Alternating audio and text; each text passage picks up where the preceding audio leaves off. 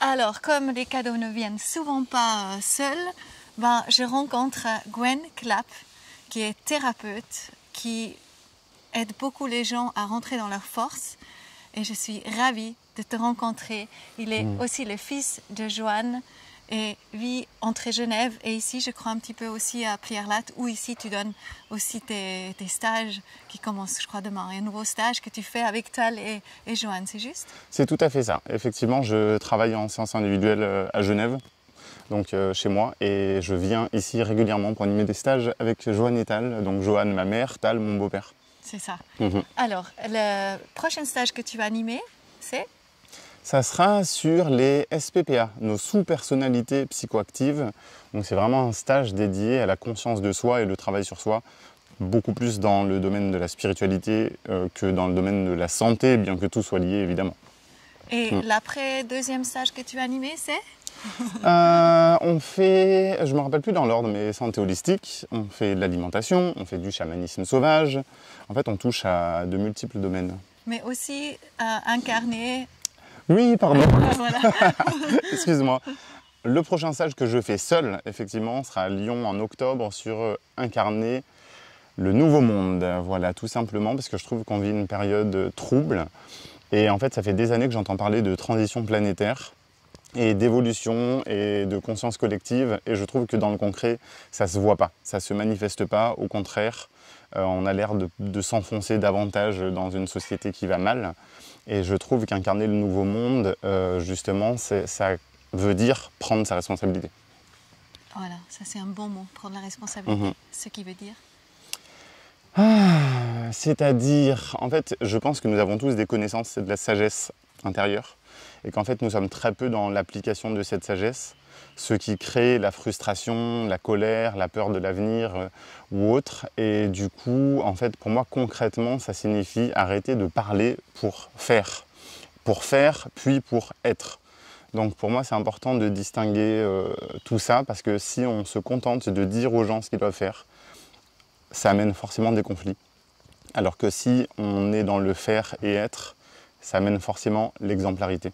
Voilà, dans la propre responsabilité, qu'on se sent traversé par une énergie qui nous amène automatiquement à vouloir faire. C'est ça. Ouais, c'est tout à fait ça. À partir de son être. C'est se rendre heureux et être cohérent avec ses convictions profondes, avec ses rêves, parce qu'en fait, beaucoup de gens ont abandonné leurs rêves, alors qu'on a le droit de rêver d'un monde meilleur, on a le droit de rêver d'une société sans conflit, sans guerre, sans maladie. Et en fait, vraiment, ça me tient fort à cœur. Hein. Mais justement, c'est ça, rêver et concrétiser ses rêves. Voilà, c'est ça. Et qu'est-ce que tu vois en fait, quand notre monde maintenant, il sera absolument, les gens seront totalement chez eux, ils ont découvert le rêve et savent, mais je peux le faire.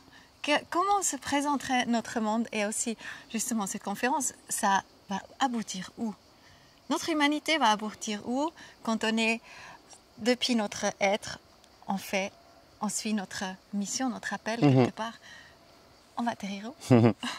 En fait, je pense que tant qu'on est sur Terre, on ne va pas éliminer tous les problèmes. Donc, je parle de concrétiser nos rêves, mais à la fois être dans la matière, c'est-à-dire ne pas être forcément que dans le monde des bisounours, où on va tous être bisous bisous, câlin câlin, et tout le monde s'aime. C'est pas tout à fait ça. C'est tout simplement aussi apprendre à canaliser nos émotions et nos pensées, et justement nos activités, de manière plus cohérente et plus solidaire. Donc ça nous mènerait, je pense, à une société qui n'a plus besoin d'être autant hiérarchisée, avec des employés et des patrons, et des citoyens et des gouvernements, etc. Donc je pense vraiment qu'on peut vivre réellement dans la matière, dans une société solidaire où chacun joue son rôle pour lui-même et en adéquation avec le rôle des autres. Et qu'on puisse chacun être indépendant et à la fois interdépendant les uns des autres. Je ne sais pas si tu vois ce que je veux dire. Je vois totalement. Ça veut dire, quelque part, tu parles de la responsabilité. Chacun est responsable et chacun qui sait. C'est pas l'autre qui va dire ce que je dois faire, mais il est responsable parce qu'il sent que mon voisin a besoin de quelque chose, etc. Et en fait, on prend soin de l'autre, c'est ça? C'est ça. En fait, pour beaucoup, je travaille sur l'ego pour apprendre à écouter notre âme et nous laisser guider par notre âme, donc ce que j'appelle la guidance spirituelle. Et en fait, Notre ego nous dit tout le temps, nous fait tout le temps croire que ce qu'on a à faire, c'est trop petit. Et du coup, ça donne que la majorité des gens préfèrent ne rien faire que faire un peu. Parce qu'en fait, on attend que ce soit les grosses entreprises qui polluent moins, que ce soit des décisions internationales qui influencent notre vie et notre bonheur. Et en fait, on oublie que c'est si chacun fait un petit peu qu'on va faire évoluer le monde. Donc, ne pas compter sur des éléments extérieurs et effectivement, se rendre service les uns les autres, être à l'écoute les uns des autres, partager ce qu'on a en trop ou ce dont on n'a pas besoin. Et je trouve que c'est vraiment essentiel, effectivement. Et là, le déclic pour rentrer en action, c'est quoi en fait? C'est quelle compréhension qu'on doit avoir par rapport à ça? Pour dire, ok, qu'est-ce que je peux faire vraiment pour commencer à mettre cette première échelon, on peut dire? Ben, je pense que dans la relation à soi d'abord, en fait, moi j'ai réalisé un jour que j'attendais beaucoup des autres. Nous tous, j'attends de mon père qu'il me dise ça, j'attends de ma mère qu'elle ait tel comportement, j'attends de mes amis qui me téléphonent pour prendre des nouvelles, etc., etc. Et en fait, je me suis dit, ben, tout ce que j'attends des autres, autant que moi je le fasse aux Mais autres. oui, c'est beau. En fait, et autant que je le fasse pour moi-même. Donc à partir de là, j'ai vraiment commencé À prendre le téléphone, à dire. Ouais, voilà, à dire je pense à toi. Au lieu de dire tu m'appelles jamais, de dire je pense à toi, j'ai envie de discuter. Et en fait, quand je fais ça, je me sens bien. Je me sens vraiment en paix avec mes actions et je me sens bien dans ma relation à autrui. Et c'est pour ça que pour moi, l'autre et soi, c'est à peu près pareil finalement. Je fais du bien en faisant du bien aux autres et quand je fais du bien aux autres, ça me fait du bien. Ouais. Et là, il y a quelque chose qui me vient parce qu'un grand problème, je pense aussi dans notre société, c'est qu'il y a beaucoup de choses non dites. Il y a beaucoup de familles qui rompent, il y a beaucoup d'amitiés qui rompent parce qu'on ne se comprend pas mutuellement. Et là, peut-être tu veux dire quelques mots par rapport à ça. Comment est-ce qu'à ce moment-là, tu prends le téléphone, est-ce que tu vas contacter la personne, tu écris une lettre, qu'est-ce que tu fais? Ben en fait, ce que je trouve beau, et ça va rejoindre aussi le nouveau monde, c'est qu'en fait, pour beaucoup, on aime les autres seulement quand ils nous ressemblent.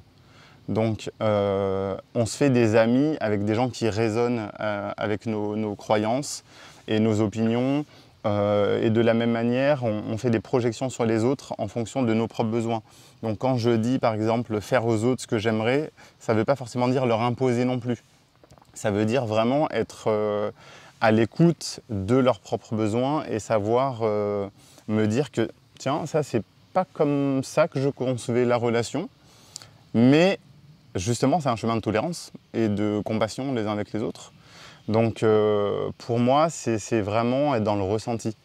C'est arrêter d'être dans le mental qui réfléchit aux besoins les uns des autres et juste se dire ah, ben là, j'ai besoin de passer 1 heure avec quelqu'un. Alors soit je m'écoute et j'ose demander, parce qu'on dit souvent il faut demander sinon on n'obtient rien. Et soit ben, je reste dans ma frustration et ça m'amène de la colère. Donc je vois ça parce que du coup je dévie un peu le sujet sur les pour, les contre, masques, passe sanitaire, vaccins, etc. Et je vois beaucoup d'amitiés qui se cassent, même des couples, même des familles qui se divisent avec ces débats, alors que c'est le but justement de nous diviser. Alors que finalement, si un de mes amis est très peur de tomber malade ou même de propager le virus à quelqu'un qu'il aime, bah, au lieu de juger, de me dire tiens c'est un mouton ou un imbécile ou quelqu'un qui est dans la 3D, je me dis bah, il est comme ça et je corresponds, je peux me calquer à son besoin. Donc finalement moi je rentre pas dans tous ces débats, j'apprends à aimer les gens tels qu'ils sont. Et je pense qu'en fait on peut tous nous entendre les uns les autres tout simplement. Là, donc ça veut dire que je peux vivre et être en paix avec des gens complètement différents de moi. C'est ça, absolument. Et là, ça me fait juste tilt avec des complexes d'infériorité. Beaucoup de gens croient en fait, mais ah non, mais je peux pas déranger, tu vois. Et qu'est-ce que ça vient titiller chez eux et quelle est l'invitation pour ces gens? Disons que depuis qu'on est enfant, on a appris à faire des sortes de modes d'emploi de la relation par-enfant, de la relation amicale, de la relation de travail. Donc notre ego nous a fait croire, moi j'appelle ça comme un voile, une illusion de la vie avec des modes d'emploi. Il faut que ça se passe comme ça. Et en fait, tout ça, crée du karma. Ça veut dire qu'au lieu finalement qu'on parvienne à nous en sortir avec nos petits modes d'emploi de la vie, et ben ça crée tout à fait l'inverse, c'est qu'on répète nos schémas et donc du coup on pourrait dire... Je suis désolée. Pas de souci. Oui. Blessures, d'abandon, de rejet, d'humiliation, etc. On a peur que ça se répète et du coup on se défend de la vie. Alors que finalement, quand j'accepte de ne plus me défendre de la vie et d'accueillir la vie telle qu'elle est, en fait, je réalise que c'est seulement la peur que l'autre refuse qui m'empêche de faire le pas. Alors que je peux très bien accepter de me dire bah tiens, j'ai envie d'aller manger au restaurant, je vais lui proposer, mais elle a totalement le droit de refuser sans que ça puisse me blesser ou m'affecter. En fait, c'est ça que j'appelle vraiment une forme de tolérance et de compassion. C'est vraiment prendre ça pour soi. Ouais. Est-ce que tu as encore envie de partager quelque chose que tu penses qui est important pour la période actuelle? Oui, alors dans la période actuelle, je dirais d'abord évidemment la solidarité. Ça veut dire, même si on n'est pas d'accord avec les autres, je vois que par exemple il y a beaucoup de manifestations. Et encore une fois, c'est la division, c'est-à-dire qu'il y a des manifestations de policiers, il y a des manifestations d'infirmières, il y a des manifestations de tel ou tel corps de métier. Et on regarde ça, on se dit c'est pas mon métier. Alors qu'au final, l'appel à l'unité, c'est de dire on se soutient tous les uns les autres.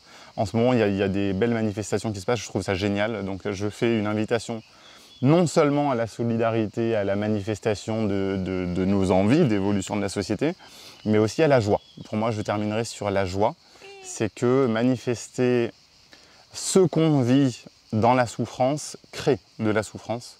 Alors que manifester nos envies, nos rêves et nos besoins dans la joie, c'est créer du bonheur sur notre passage. Je suis d'accord. Alors on y va.